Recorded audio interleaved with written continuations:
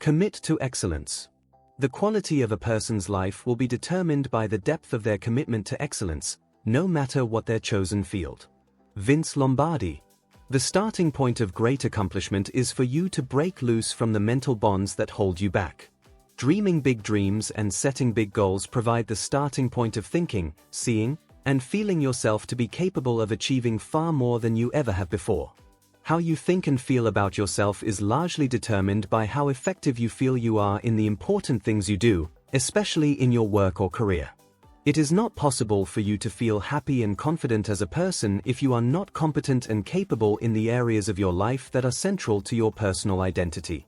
One of the most powerful ways for you to change your thinking about yourself is for you to commit to excellence. It is to make the decision, right now, to be the best, to join the top 10% in your field, no matter how long it takes. The very act of thinking of yourself as potentially excellent at what you do actually changes your mindset and improves your personality. It makes you happier and raises your self-esteem. You like and respect yourself more, just by deciding to be the best. The market pays superior rewards only for superior performance. It pays average rewards for average performance, and below average rewards, unemployment, and bankruptcy for below average performance. Today, the race is on in every area. Your competitors are more capable and determined than they have ever been before, and will grow even more so next year, and the year after, and for the rest of your career. You have to run faster just to stay in the same place. The good old days. At one time, you had to be excellent to rise to the top of your field or market. Today, however, excellence is taken for granted. Today, you have to be excellent just to get into the market in the first place. Then you have to constantly improve, getting better and better, week by week and month by month, if you want to keep up with the competition. In every field, the top 20% of companies make 80% of the profits in that business or industry. The top 20% of salespeople make 80% of the sales and 80% of the income. The top 20% in every field enjoy most of the great rewards of money, pride, satisfaction, and reputation that go along with being the best at what they do. Your job is to join them as quickly as possible. The control valve on performance. Perhaps the most important quality of high-achieving men and women is that of ambition. They see themselves, think about themselves, and conduct themselves every day as though they were among the elite in their fields. They set high goals for themselves and continually work to exceed those goals. For them, quotas are minimums, not maximums. They look upon the accomplishments of everyone else as challenges to themselves to be even better. And so must you. The core of your personality is your level of self-esteem. Our self-esteem is a measure of how much you value yourself, and how much you think of yourself as an important and worthwhile person. Your self-esteem is the power source of your personality. It determines your levels of energy, enthusiasm, motivation, inspiration, and drive. The more you like and respect yourself, the better you do at everything you attempt. And the better you do, the more you like and respect yourself. Self-esteem and personal excellence reinforce each other. The better you do. Self-esteem and self-efficacy are flip sides of the same coin of personality. You can genuinely like and respect yourself only when you know, deep in your heart, that you are really good at what you do. A sense of personal mastery is absolutely essential to the healthy human personality. Every single thing that you do in an excellent fashion boosts your self-esteem and makes you feel better about yourself. It makes you feel even more confident of performing at even higher levels. Achieving your full potential requires high levels of courage and confidence. Great success requires a continual willingness to move out of your comfort zone, and to break the bonds of learned helplessness that hold most people back. The higher your self-esteem, the more powerful, positive, and determined you will become. The more you like yourself, the more willing you will be to take chances, to step out in faith, and to persist longer than anyone else. The better you become in your chosen field, the stronger and more confident you will become in every other part of your life as well. The absolute prerequisite. The fact is that it is impossible for you to be truly happy or successful until you know in your heart that you are very, very good at what you do. For this reason alone, you must resolve to overcome any obstacle, pay any price, and go any distance to achieve this level of excellence. You must set a goal to be among the top 10% of performers in your field, and then do whatever it takes to get there. Fortunately, getting to the top is easier than you think. The great majority of people seldom think about personal excellence. And if the thought crosses their minds, they quickly dismiss it and go back to average performance. Most of the people around you are content to do their jobs, for better or for worse, and then go out with their friends, or go home and watch television. However, when you begin to make those extra efforts that enable you to excel, you will find that, like a runner going into a sprint, you soon move ahead of the pack of the average performers. Develop the winning edge. One of the most important of all success principles is the winning edge concept. This concept explains success and failure, and has been demonstrated over and over. This principle says, small differences in ability can lead to enormous differences in results. It seems that the top people in every field are usually just a little bit better than the average in the critical things that they do. But consistency in being a little bit better in your key skill areas eventually adds up to an enormous difference in results. In fact, all you need is to be about 3% better in each of the key result areas of your job to develop the winning edge. This edge enables you to move to the front in the race of life. Once you get a little ahead, you can then maintain and increase this gap by continuous self-improvement. You can continue to get better and better with learning and practice. With this strategy, you will soon emerge in the top 10%, or even the top 5% of people in your field. Key result areas. Success in any job requires a minimum level of performance in one or more tasks or functions. These are the key result areas or KRAs of the position. Key results areas are the tasks that you absolutely, positively have to do well to be successful in your overall job, whatever it is. As it happens, there are seldom more than 5 to 7 key result areas in any job, position, company, or area of responsibility. Your job is to identify the KRAs of your job and then make a plan to improve in each one. The reason they are called key result areas is because they are the essential skills necessary for you to do your job completely and well. A weakness in any one of them can hold you back from excellent performance in your overall job. You are successful because of your strength in certain key result areas, but your weakest key result area determines the degree of effectiveness with which you will be able to use all the others. Your weakest key skill area largely determines your income. Identify your key skills. Each job or desired result can be defined in terms of the key skills necessary to achieve it. For example, there are 7 key result areas in selling. A weakness in any one of them can hold you back from selling as much as you can. They are 1. Prospecting. 2. Establishing trust and rapport. 3. Identifying the customer's problem or need. 4. Presenting your product or service as the ideal solution to the problem. 5. Answering objections and concerns. 6. Getting agreement to proceed. And 7. Obtaining resales and referrals. If you perform well in all 7 of these areas, you will soon be at the top of your field. If you are poor in any area, your performance in that area will determine your income. In management, there are also 7 key result areas. They are 1. Planning.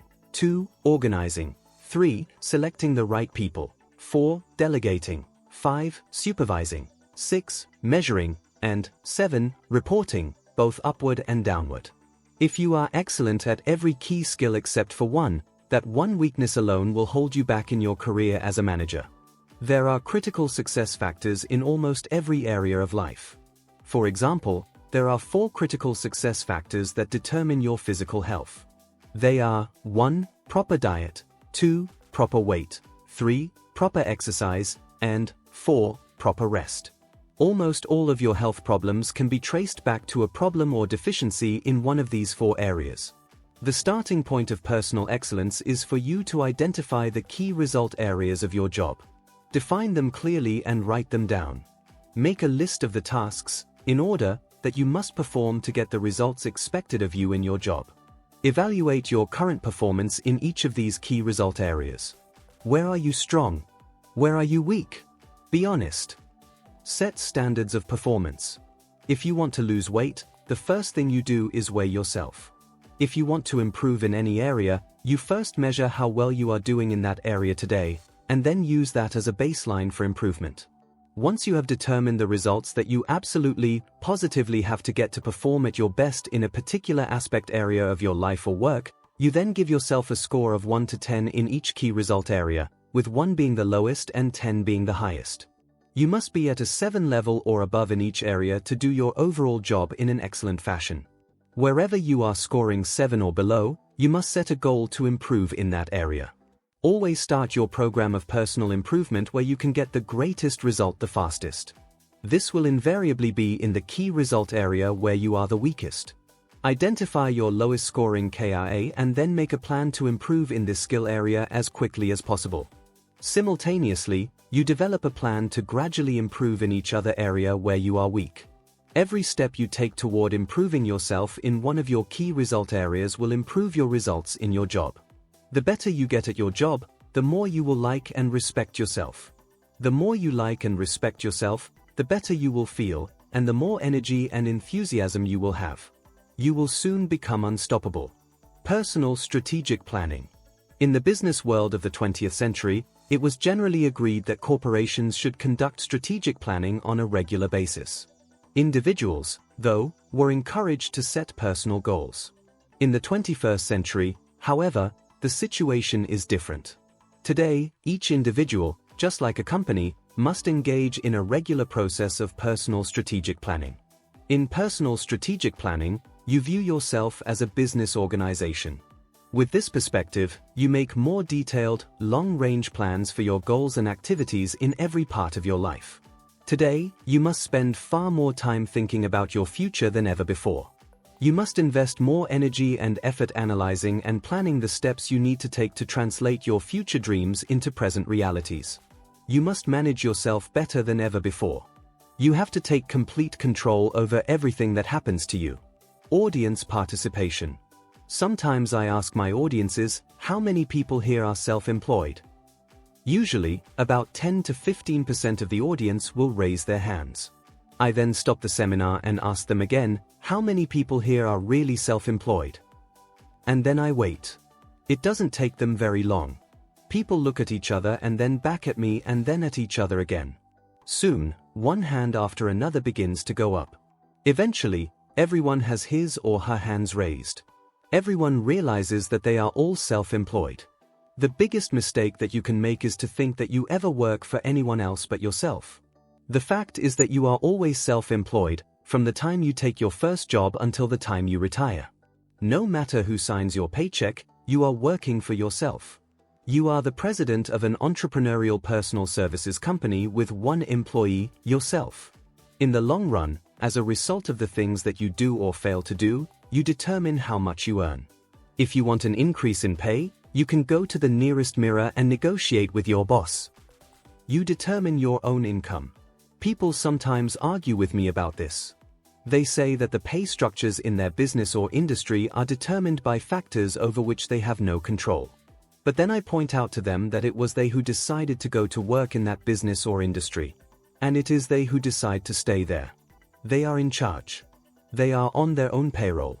If you are not happy with any part of your work, it is up to you to change it. Benjamin Disraeli said, "Never complain and never explain." If there is a part of your work or personal life that you don't like, don't waste your time complaining about it. Instead, take action. As Shakespeare's Hamlet expresses it, take arms against a sea of troubles, and by opposing, end them. Seeing yourself as the president of your own personal services corporation requires that you accept total responsibility for everything you are, and everything you ever will be. This is an enormous thought for many people. It is both scary and exhilarating. Just imagine. You are where you are and what you are because you have decided to be there. Everything you accomplish, for the rest of your life, will be largely determined by the actions that you take or fail to take. You are responsible. You are in charge. You are in control. You are your own boss. And there are no limits except the limits that you allow the outside world to place on yourself and on your thinking. The aim of strategy. When you begin thinking of yourself as a personal services corporation, you separate yourself from all those people who think they work for someone else. When you take charge of your career, you begin thinking in terms of personal strategic planning, just like a large business. You begin making plans for the long term. The parallels between corporate planning and personal planning are very similar. The purpose of strategic planning in a business is to achieve the highest return on equity or ROE invested in the business. All strategic plans and tactics are aimed at reorganizing the resources and activities of the company in such a way that it achieves a higher rate of financial return on its resources than it was achieving before.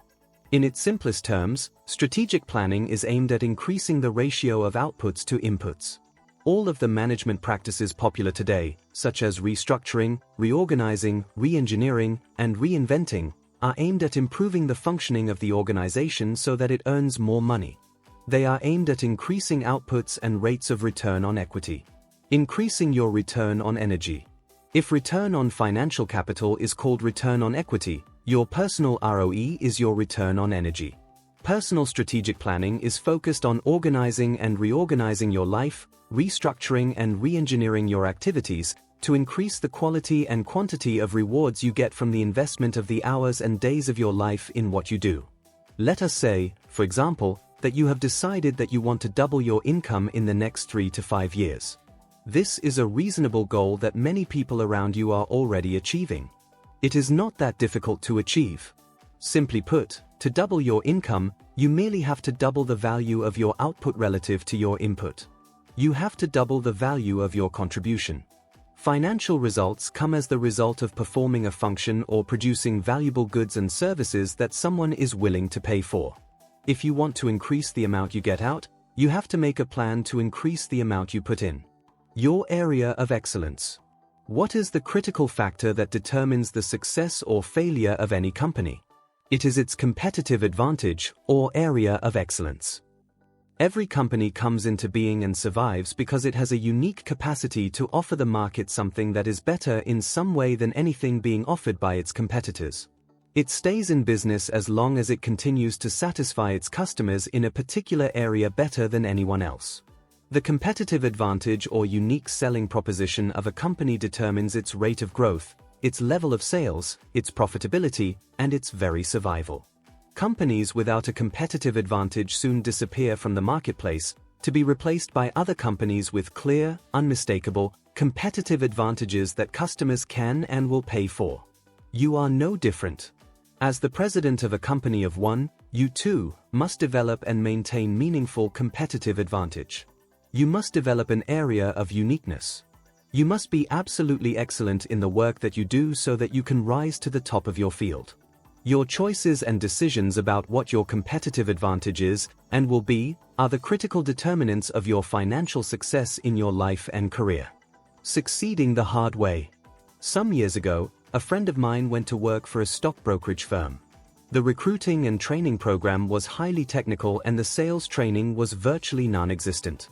When he finally got his brokerage license, he was given the yellow pages and told to begin dialing for dollars, phoning anybody he could get on the other end of the line and pitching them on his products. He soon learned that this was one of the hardest ways in the world to crack the professional sales field and make a living. One day he had a sudden insight that changed his career, and eventually made him one of the top financial advisors in the country. He realized that his entire career, and everything that happened to him, his family lifestyle, his bank account, and his future would be determined by how good he was on the telephone. So he made a decision to become absolutely outstanding at using the telephone as a prospecting and selling tool. He read every book he could find on effective telephone techniques. He took every course and studied every piece of information on the subject. He became so good at using the telephone that he could recognize 19 different kinds of hesitancy in the voice of the person he was calling. He developed appropriate responses to each one so that he could reassure his prospects and clients that what he was recommending was the right thing for them. Today, he earns more than $5 million per year buying and selling investments for his clients over the phone on straight commission. 99% of his business is done by telephone and now by computer, email, and fax.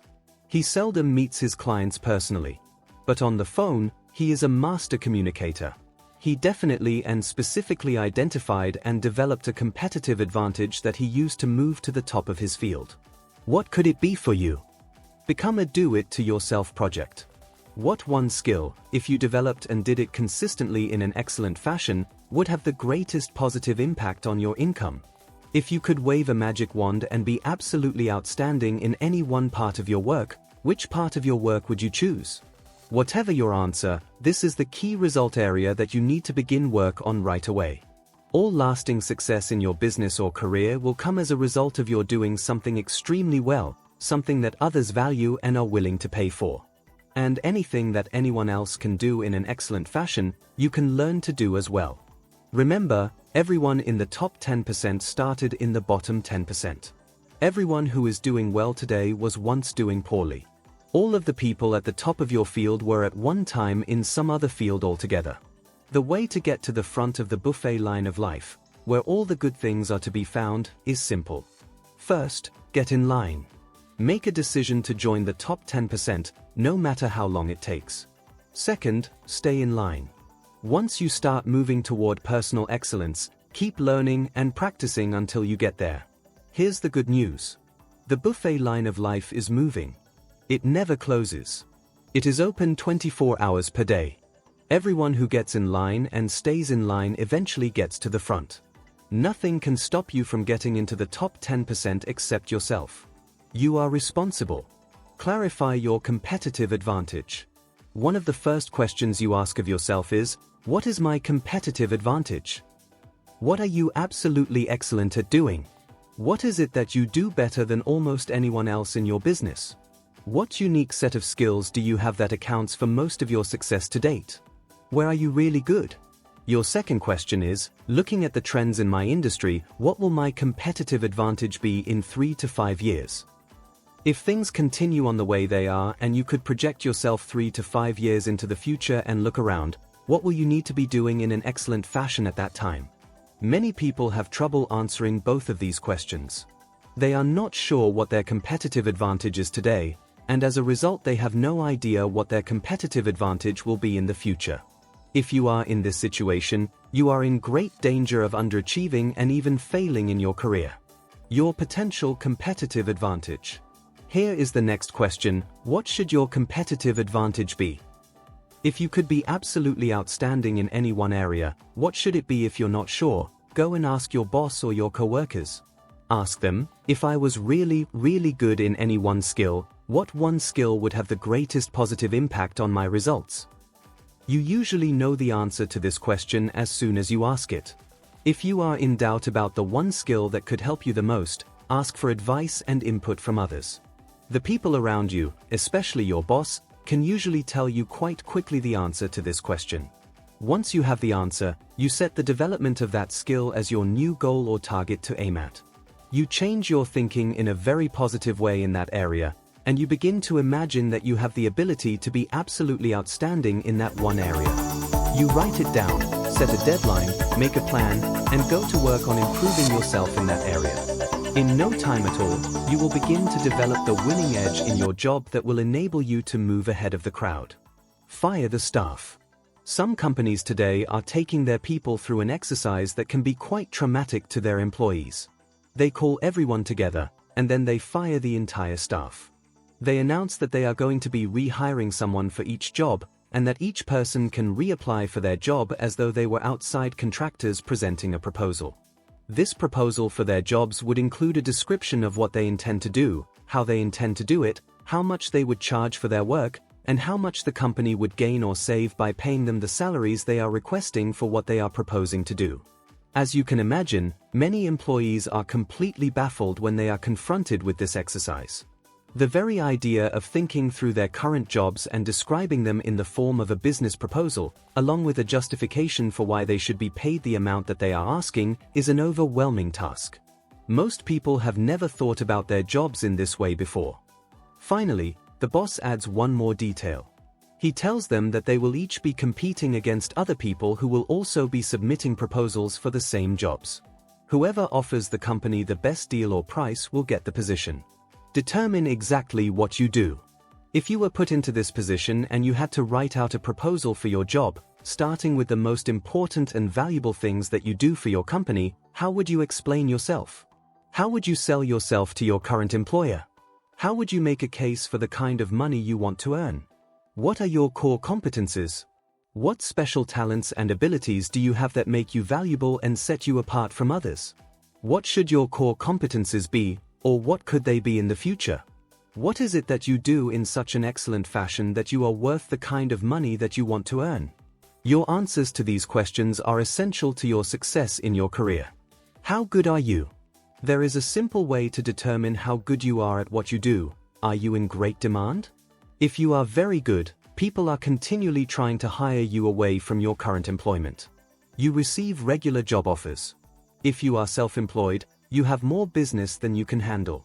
You get a steady flow of recommendations and referrals from satisfied customers. When you are in demand, you have complete job security. You know that if something happened to your current job, you could walk across the street and get another job tomorrow. You never worry about the ups or downs in the economy because you always have far more opportunities than you can handle in a 24-hour day. When you reach this point, you will know that you are one of the very best in your field. You will feel terrific about yourself. You will have complete control over your future. Do what you love to do. You may be wondering how you go about determining your area of excellence if you don't already have one. If you are already very good at what you do, you should know that with change taking place so rapidly in your field, within a few years you will probably find yourself in another job, doing something different, with a different area of excellence. Whatever got you to where you are today is not enough to keep you there. Here is one of the most important parts of changing your thinking. Successful people do what they love to do. They do their jobs for the art and joy of it. They would do what they are doing even if they weren't being paid for it. Ask yourself this question: what would I choose to work at if I was financially independent and could do anything I wanted? How would you change your life if you won $1 million? The great majority of people, if they won $1 million, would immediately quit their current jobs. If you would quit your current job if you won $1 million, this is a danger signal. It means that you are in great danger of wasting your career and wasting your life. Determine what you enjoy doing. Self-made millionaires almost invariably say that their secret of success was that they found out what they enjoyed doing, and they did it with their whole heart. Most successful people feel that they don't really work at all. Some of them say, "I haven't worked a day in my life." Their work and their play are intermingled. They don't know where one begins and the other ends. When they are not at work, they think about it and talk about it. And when they are at work, they lose themselves in it. There are more than 22,000 official job categories in the United States alone. Among these 22,000 categories, there are subcategories that bring the number to easily 100,000 different jobs that you could be doing. And most of the jobs that people will be doing in the 21st century have not even been invented yet. Of the many thousands of jobs that exist, there are numerous jobs at which you could work and earn an excellent living. Your goal must be to select the ideal job for you, the one that gives you the greatest joy, satisfaction, and rewards, and then channel all of your energies into becoming absolutely excellent in that one area. Success leaves tracks. The starting point of identifying your special talents and unique abilities is for you to think back into your past. What sorts of activities have given you your greatest results and rewards? When you were in school, what subjects interested you the most? What subjects did you get the best grades in? You will always be best at doing something that fascinates you, that holds your attention, that captures your interest, and that you are naturally attracted toward. One of the tests for whether something is right for you is your desire to learn more about it. You will enjoy reading about it, talking about it, and learning about it. Not only that, but you will naturally admire the people who are the most successful in the field for which you are ideally suited. Go back to your childhood. One way to determine your future is to examine your past. Look back to what you most enjoyed doing when you were between the ages of 7 and 14 years old. At that time, you were completely free to pursue any subject that attracted you. What did you most enjoy doing? If you don't remember, go and ask one of your parents. They will usually remember how you spent your time when you were younger. A participant in one of my seminars told me that this principle applied to him exactly.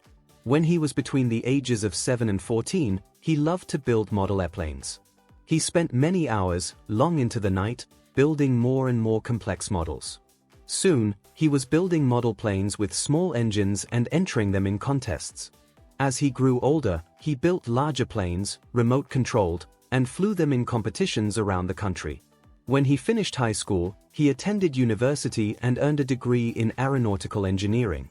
He now owns 3 companies. In one company, he designs small aircraft. In a second company, he leases and charters aircraft, and he owns a third company that does aircraft maintenance. He told me that he was worth several $1 million and he felt that he had never done a day's work in his life. He was still doing what he most enjoyed doing when he was a young man. And he was only 35 years old. Your feeling of importance. Dale Carnegie once wrote, "Tell me what gives a person his greatest feeling of importance and I will tell you his entire philosophy of life." What gives you your greatest feeling of importance? What gives you a heightened sense of self-esteem when you do it successfully? What do you most enjoy doing, so much so that you are drawn back to it continuously?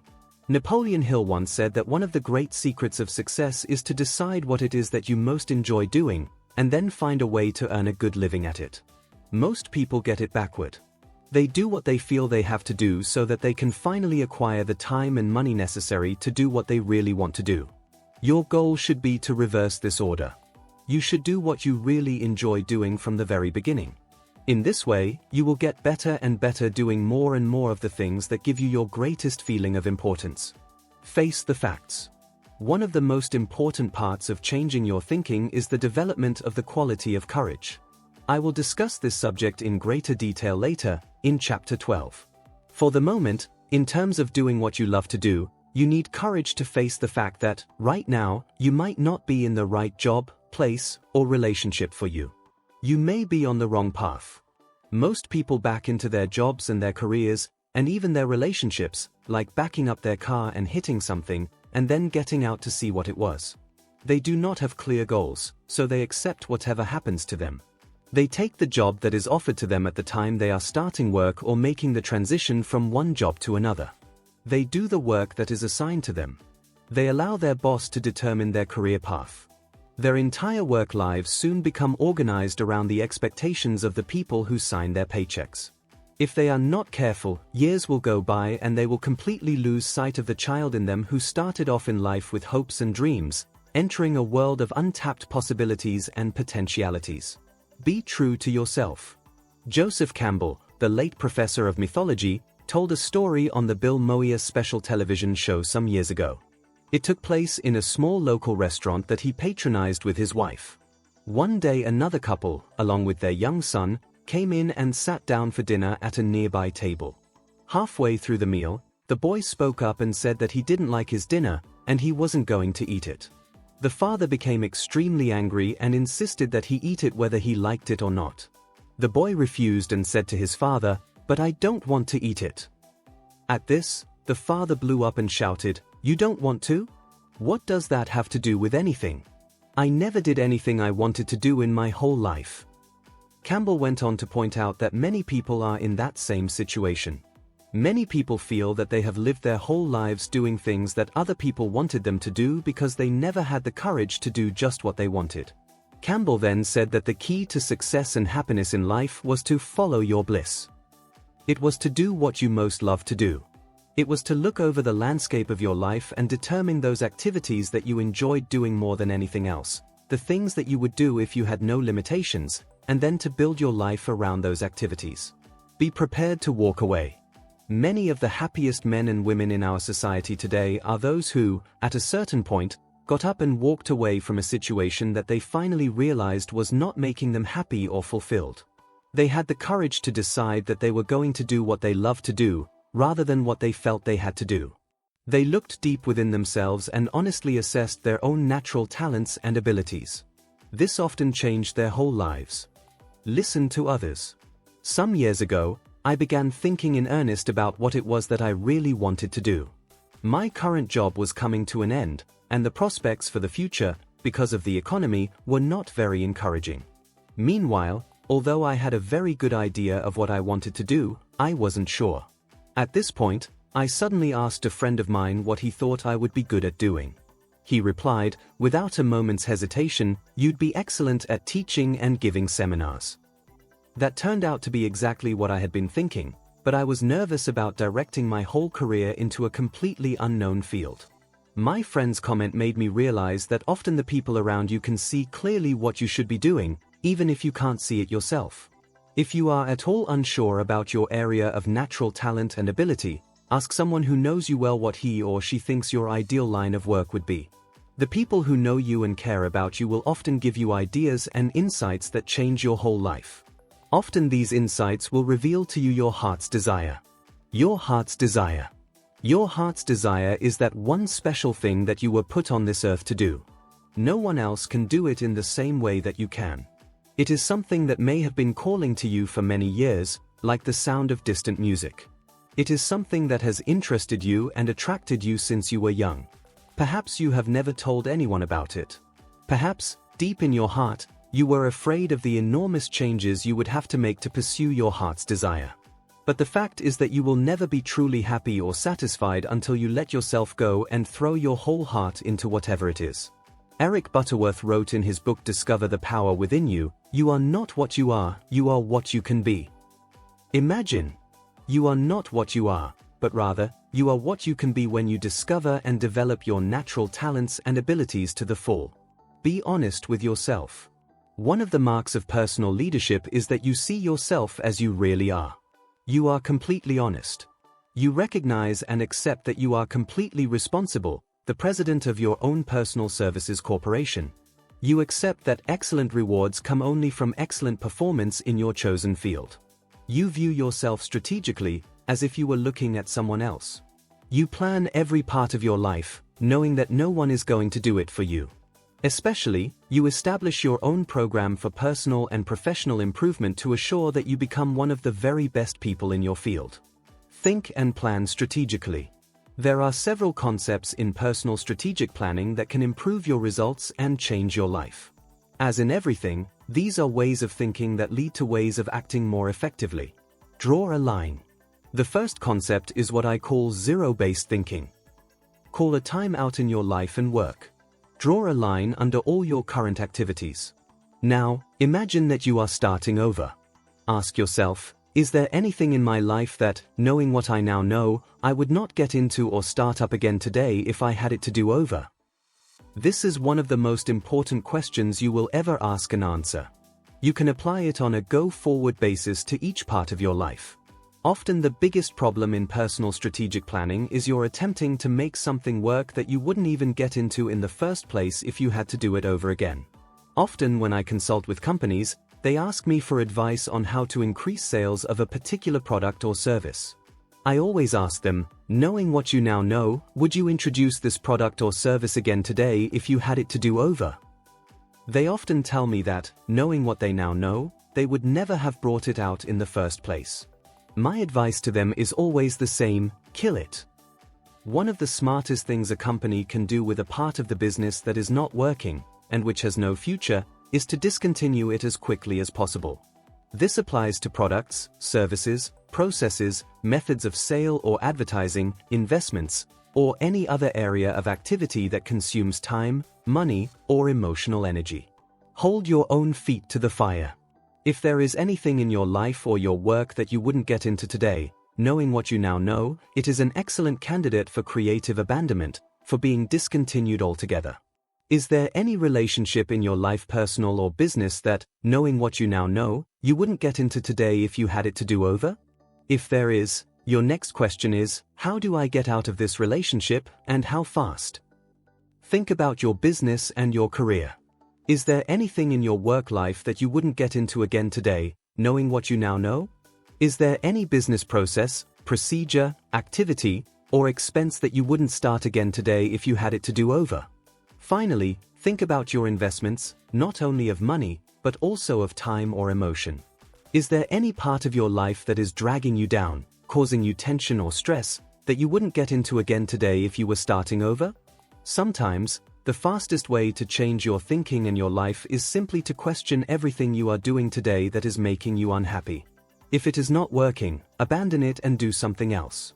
Your most valuable asset. Your most valuable asset is your time. It is also your scarcest resource. You have a limited amount of time, and once it is gone forever. Time is essential to accomplishment. Time is perishable. You cannot get more of it, no matter what you do. It can be said that the quality of your life is determined by the way you spend this precious resource.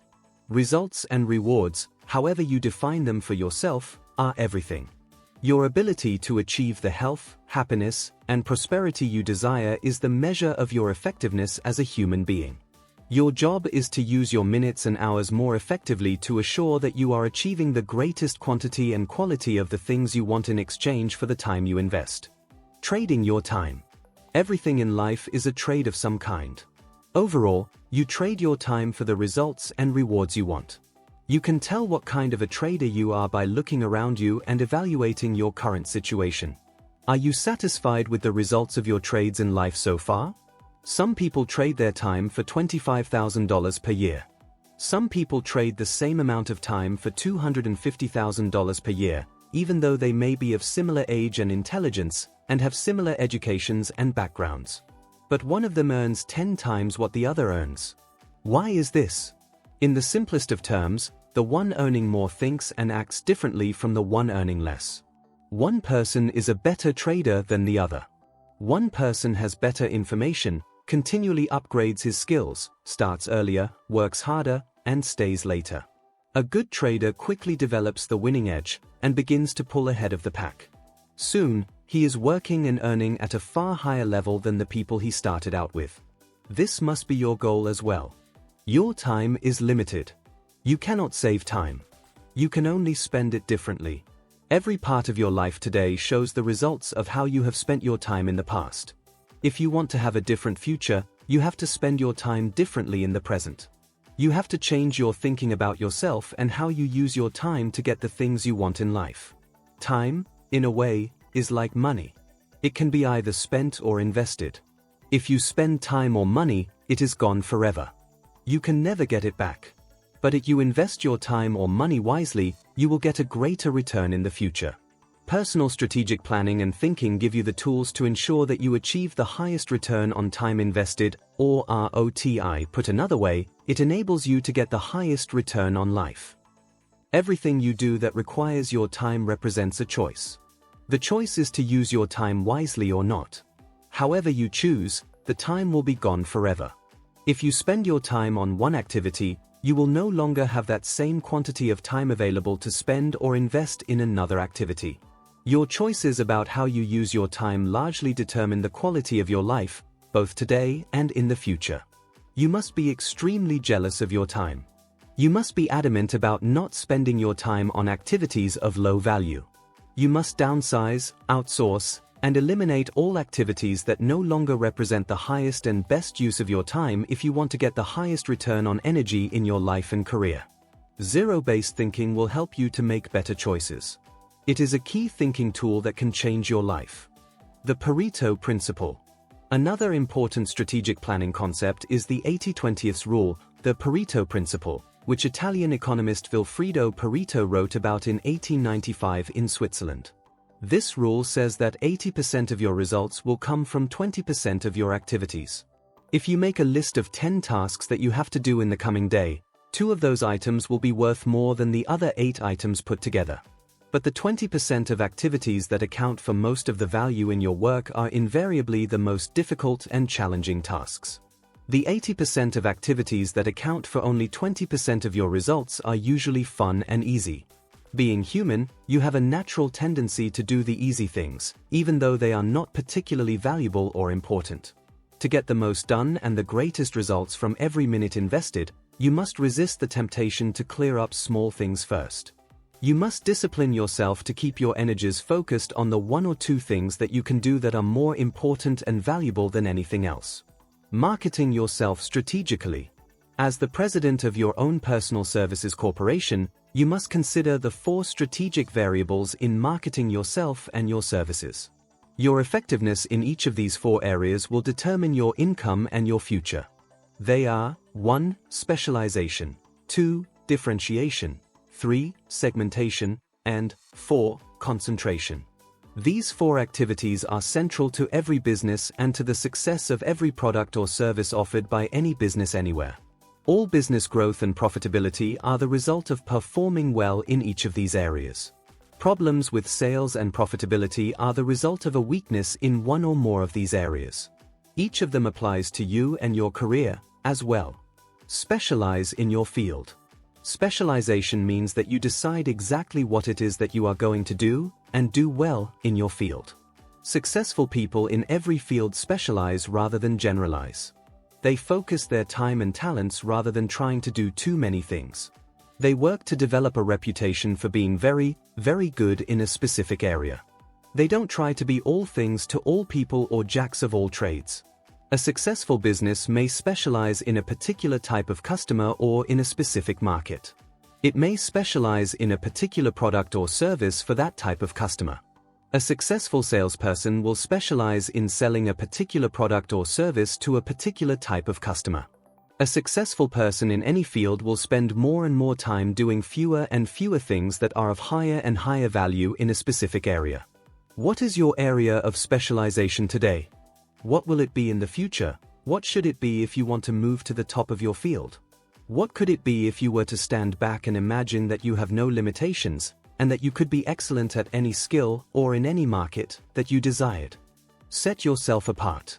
The second strategic variable in your business or career is differentiation. This is the key factor that determines the success of most sales, marketing, and business growth. This is the primary determinant of success in your career. Differentiation is defined as the way that you separate yourself from everyone else in your field who is offering something similar. Your area of differentiation is, in reality, your area of excellence, your area of uniqueness, your unique selling proposition. It is what gives you a competitive advantage over others in your industry. The key question. Imagine if a very important prospective customer were to ask you, what is it about your product or service that is different, better, and superior to any other similar product or service offered by any other company in today's market? How would you answer? If you had to explain how and why your product or service is superior to that of your competitors, what would you say? Many salespeople, and even business owners, are not sure about the answer to this question. But you must be absolutely clear about your competitive advantage if you want to make more sales in an increasingly competitive market. As an individual, doing personal strategic planning for your own career, you must ask this question of yourself. What unique skills do you have that make you superior to anyone else offering to do the same job that you are doing? What skills would it be useful for you to have? If you are not currently excellent in your field, what steps do you need to take, beginning immediately, to get yourself to the point where you stand out from everyone else? The third strategic area in business is that of segmentation. This requires that you divide your markets and customers into segments. You do this by identifying those customers who can most benefit from your area of specialization and your competitive advantage within that area. In segmentation, you identify your ideal customers. Who are they? Where are they? What do they have in common? What are their ages, incomes, education levels, backgrounds, positions, experiences, and so on? Today, more and more marketing is focused on niches and micro-niches. Sales and marketing are increasingly personal and individual, aimed at tightly defined groups of prospective customers with special qualities and characteristics. Who are your ideal customers? Concentrate your energies. The fourth strategic variable, perhaps the most important of all in sales and marketing, is the principle of concentration. This is your ability to focus all of your energies and resources on those specific customers or markets where you have the greatest chance of success in the shortest period of time. Your ability to concentrate single-mindedly on your highest value opportunities will do more to increase your return on energy than any other factor. Concentration is a key success principle in every field. Success versus failure. Dun & Bradstreet has been tracking the results of successful and unsuccessful businesses for more than 50 years. Not long ago, it put all of its research on failed businesses into a computer. The data showed that businesses fail because of low sales. Businesses succeed because of high sales. Everything else is commentary. As the president of your own company, engaged in personal strategic planning for your career, your job is to ensure the highest level of sales of your personal services that you can possibly achieve.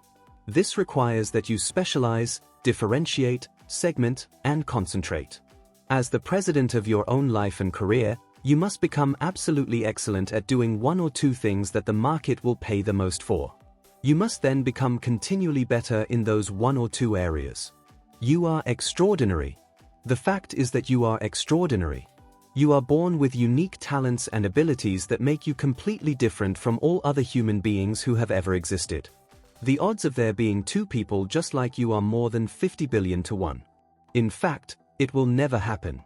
There is no one who has the unique and remarkable combination of experiences, ideas, thoughts, feelings, education, and imagination that you do. You have within you, right now, the ability to be, have, or do virtually anything you can imagine. You are very much like Michelangelo's block of marble, just lying there. You are like an incredible masterpiece just waiting to emerge. Great success and happiness come when you identify your natural abilities and then concentrate on developing along the lines of your inborn talents. It is almost as though you are engineered for success in a specific way, and if you can find the area for which you were specifically designed, you will achieve more in a few years than most people achieve in a lifetime. Leave nothing to chance. You leave nothing to chance. You don't hope for miracles or wish for a lucky break. You recognize that if it's to be, it's up to you.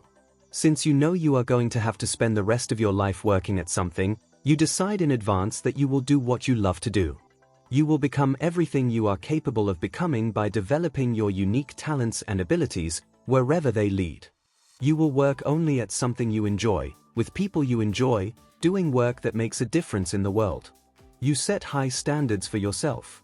You think positively and constructively about your career and your future. You recognize that anything that anyone else has done you can do as well. Once you have decided what it is you want to do, you throw your whole heart into doing it in an excellent fashion. And as a result, you become unstoppable. Action exercises. 1. What is it that you really love to do? What activity gives you your greatest feeling of importance? 2. If you could be absolutely excellent at any one task or skill, what would it be? Set it as a goal and begin work on that skill immediately. 3. What are the key result areas of your job? On a scale of 1 to 10, how good are you in each area? 4. What one skill, if you developed and utilized it in an excellent fashion, would have the greatest positive impact on your life? 5. What is your area of excellence, your unique selling proposition, and the very best thing you do in your work? 6. If you could do only one thing all day long, what one task or activity would contribute the greatest value to your company and to your work? 7. Identify your heart's desire, the one thing that you were put on this earth to do. If you could accomplish one great thing in your lifetime, what would it be? End of chapter 6.